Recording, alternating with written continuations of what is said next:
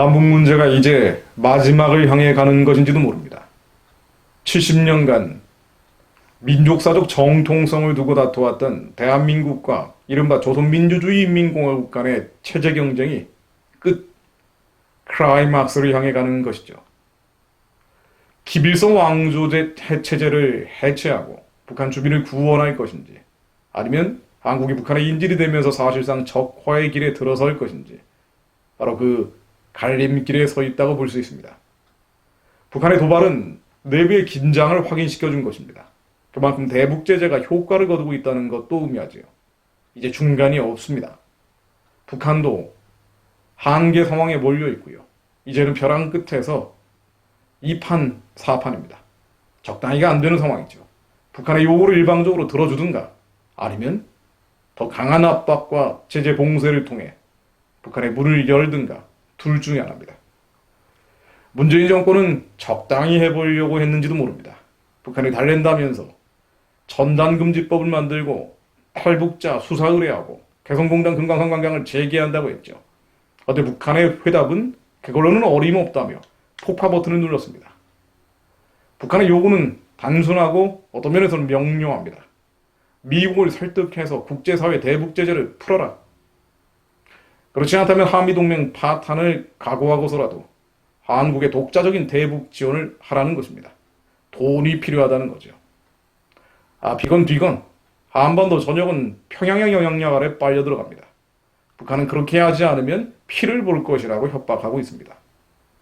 우리의 선택지는 또 단순하고 명료합니다. 이 협박에 굴복하면 민족 전체의 운명이 수렁 속에 빠져들겠죠. 협박에 굴하지 않고 지금까지도 효과적이었던 대북 제재 압박 봉쇄의 물꼬를 더 강하게 틀어주는 것입니다. 그러면 북한의 어두운 철벽이 무너질 시간이 멀지 않았는지도 모릅니다. 북한의 오늘 주장 몇 가지 인용해 봅니다. 조선중앙통신이 서울 불바다설을 다시 꺼냈습니다. 남한 전쟁 내겠다라고 할 때마다 항상 하는 얘기가 바로 서울 불바다설이죠. 자, 인용해 봅니다. 잊혀져가던 서울 불바다설이 다시 떠오를 수 있고 그보다 더 끔찍한 위협이 가해질 수 있는데 남측이 뒷감당을 할 준비가 돼 있어야 하리라 본다라고 했습니다. 조선중앙통신은 또 별도의 기사를 통해서 한국 정부가 6월 15일 정의용 청와대 국가안보실장과 서훈 국가정보원장을 특사로 보내겠다는 제안을 공개했는데요. 참 어이가 없는 일입니다. 자, 이것을 공개했는데요. 북한 주장에 따르면 김여정 제1부부장은 뻔한 술수가 엿보이는 불순한 제의를 철저히 불허한다는 입장을 알렸다고 밝혔습니다. 한마디로 거절해버렸다는 거죠. 김여정은 문재인 대통령에 대해서도 맹비난을 쏟아내고 있습니다. 맹물 먹고 속이 얹힌 소리 같은 철면피하고도 뻔뻔스러운 내용만 구구하게 늘어놓았다. 책임 회피를 위한 변명과 오그랑수를 번복해놓은 화려한 미사역으로 일관돼 있다. 앞으로 남조선 당국자들이 할 수 있는 일이라곤 후회와 한탄뿐일 것이다. 또 철면피한 가머니설을 듣자니 역스럽다라는 제목의 담화에서 자기 변명과 책임 회피, 뿌리 깊은 사대주의로 점철돼 있다라고 비난했습니다. 장금철 통일전선부장, 대남 정책을 담당하는 자죠. 장금철은 남한 당국자들에게 지저분하고 더러운 뜻을 의미하는 깨끈이라는 표현을 쓰면서요. 이 북한식 표현인데요. 깨끈한 것들과는 더는 마주 앉을 일이 없을 것이라는 담화에서 남조선 당국과의 무슨 교류나 협력이란 있을 수 없다. 주고받을 말 자체도 없을 것이라며 남북관계 끝났다. 단절을 선포했습니다. 북한은 또 총참모부 대변인 발표 형식으로 향후의 군사적 행동을 예고했는데요. 예를 들면 이렇습니다. 금강산 관광지구, 개성공업지구, 염대급 부대들과 화력구분대를 전개하겠다. 배치하겠다는 거고요. 비무장지대에서 철수했던 초소에 병력을 투입하겠다. 서해안과 전방지역 근무태소를 격상하고 접경지역에 군사훈련을 하겠다. 대남 삐라 살포를 위한 개방 그리고 군사적 협조 등을 발표했습니다. 김정은 정권이 서울 불바다설 등 전쟁을 운운하고 있지만 자신이 죽을 수밖에 없는 전쟁을 목적으로 도발하는 게 아니죠. 살기 위한 도발입니다. 이런 도발을 통해서 위기를 최고조로 끌어올리고 극적인 타결을 하려는 것이죠. 그걸 통해 대북 제재, 봉쇄 압박을 풀려는 겁니다. 결국 돈을 달라는 것이죠. 1990년대 초 1차 북핵 위기가 있었습니다. 이때 전쟁설 돌았죠. 카터 전 미국 대통령이 방북을 했고요. 핵 동결만 내주고 식량과 에너지를 챙겼습니다. 이명박 정부 때도 천안함 폭침, 연평도 포격 등 계속 도발했는데요.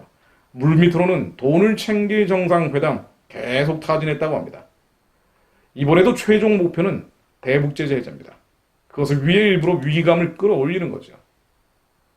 이것은 모두에도 말씀드렸던 것처럼 대북제재가 효과를 보고 있다는 것이고요. 그만큼 북한 상황이 나쁘다는 것입니다. 지금 북한에서는 핵심 계층만 모여 사는 평양의 생활 문제 놓고 매일같이 대책회의가 열릴 정도라고 합니다. 2017년 말에 북한 수출을 대부분 틀어막은 대북제재가 이제 본격적으로 효과를 보고 있는 거고요. 코로나 사태, 북중 국경이 봉쇄됐죠. 북한의 생명줄이 대중국 교육입니다. 80에서 90%까지 줄어들었습니다. 이러다 보니 장마당이 존립하기가 어려운 상황이라고 합니다. 북한의 외화, 북한에서도 달러가 통용되는데요. 이 외화가 머지않아 고갈될 것이라는 분석이 나옵니다. 이미 지난해부터 계속 나왔죠. 외환 위기는 남한이 아니라 북한에서 먼저 터진다는 것입니다. 이 위기를 돌파하기 위해서 도발하는 거죠. 벼랑 끝으로 몰고 간 뒤에 문재인, 트럼프 두 사람에게 극적인 반전을 타진하겠다는 건데요. 트럼프 대통령은 북한에 별 관심이 없으니 문재인 대통령만 이런 식으로 비난하며 도발하는 것이죠. 민주당 한 의원이 북한 사정을 경찰 무릎에 목이 눌려 숨을 쉴 수 없다고 했던 조지 플로이드에 비유했습니다. 지금 북한 사정이 실제로 그런지도 모르죠. 그러니 이판사판입니다. 그러니 앞으로 북한의 발버둥 계속됩니다. 공갈 협박 더 커질 겁니다. 적당히 북한을 타협하고 협상에서는 넘어갈 수 없을 정도로 끝에 몰려있는 게 바로 평양입니다. 자, 그렇다면 한국과 미국이 흔들지 않으면 이제는 북한 핵무기가 정말로 없어지고 해방과 구원의 길이 열릴 수 있습니다. 북한의 핵무기를 포기하는 순간 정권의 정당성이 무너져버리고 아마도 붕괴할 겁니다. 문제는 한국, 미국 정부에 달려있다고 봐야겠죠. 문재인 정부는 이미 북한의 핵무기 폐기 같은 거는 별로 관심이 없는 것으로 보이고요. 11월 대선을 앞두고 악재가 쌓여있는 트럼프 대통령 역시 2년 전에 싱가포르 같은 가짜 평화쇼의 유혹이 주변에서 계속 들어올 겁니다. 북한의 핵무기와 이와 같은 상황의 가장 큰 피해자는 우리 국민입니다. 북한의 주민입니다. 북한 주민이 목소리를 낼 수 없으니 우리 국민이 눈을 부릅떠야죠.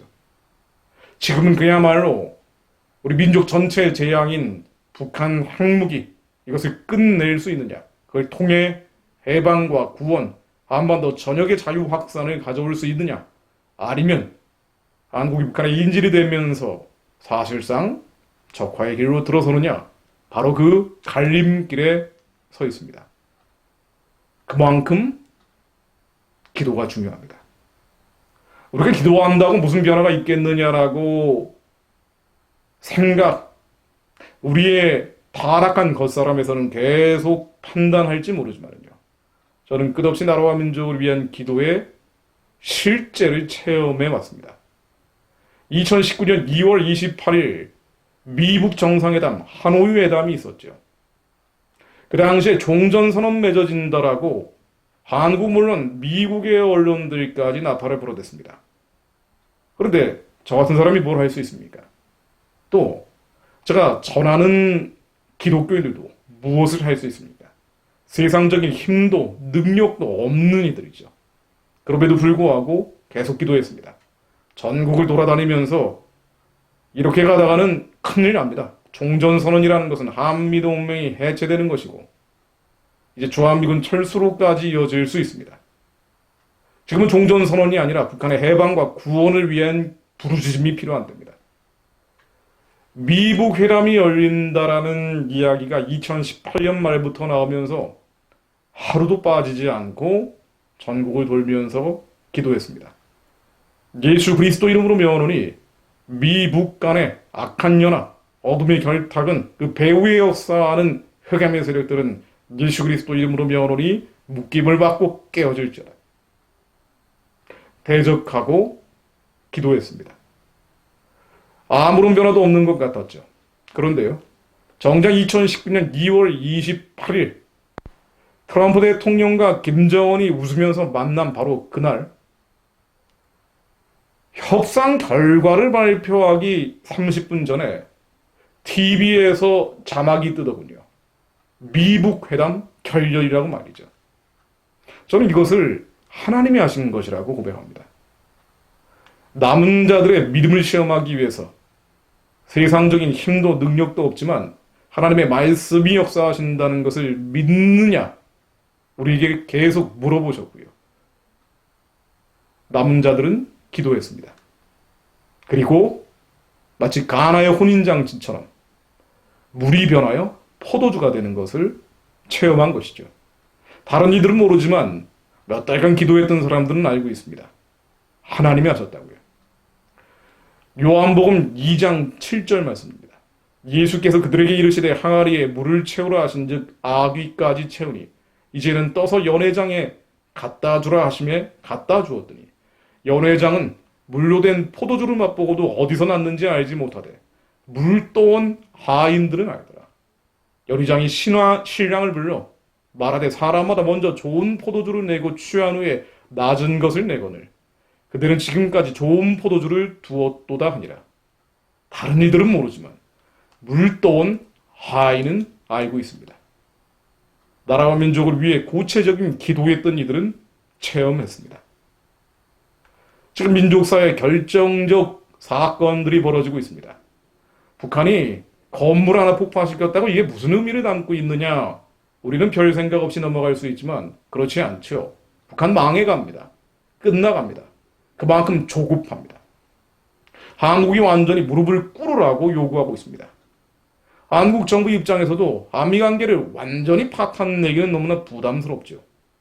그러니 트럼프 정부를 설득하기 위해서 온갖 요로를 다 동원할 것입니다. 그러므로 기도해야 하고요. 기도하면 하나님이 역사하십니다. 대북 제재 봉쇄 압박망이 풀리는 것이 아니라 더 강화돼서 김정은 정권이 도관에 든 쥐로 이제는 어둠과 흑암의 진이 깨어지는 순간이 올 날이 머지 않았는지도 모릅니다. 그러므로 우리 힘과 능이 아닌 우리 안에 계신 예수 그리스도 이름으로 선포하며 기도합니다. 예수 그리스도 이름으로 명하노니